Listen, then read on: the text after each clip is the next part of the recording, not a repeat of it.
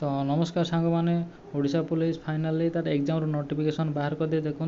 4 October 5 October 2 दिन धरी एथर exam हम आउर प्रत्येक जिले भी एग्जाम हम आपण मैंने टेंशन ने निज निज जिले नहीं परीक्षा देवे आराम से पाठ पढ़ी आराम से परीक्षा सेंटर को जाकि परीक्षा दे पारे टेंशन हमार किसी नहीं कौन जन करने पड़ोनी अलग जिला को निज निज जिलार परीक्षा देवे देखो एथर प्रथम पेपर 3 रो एग्जाम फास्ट हम कारण या पूर्व जहाँ एडमिट कार्ड आसाला आमर से पेपर 3 माने लास्ट साइंस पिलांकर एग्जाम लास्ट दिन होला किंतु एथर फास्ट 4 तारिख रे तांकर परीक्षा हो आउ 5 तारिख पेपर 1 पेपर 2 ऑल कैंडिडेट समस्त परीक्षा हो देखो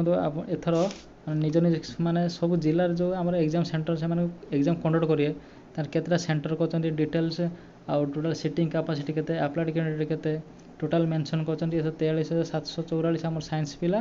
आउ 1,53,835 जन आमर ऑल कैंडिडेट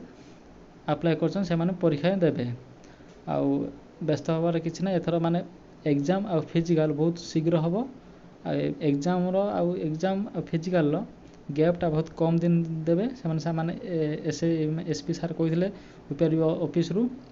आ देखो टोटाल कैंडिडेट आम अप्लाई कर डीसीपी जो कटक भुवनेश्वर अति मैक्सिमम पिला अप्लाई कर पाठपढ़ा जोरसोर चलतु आउ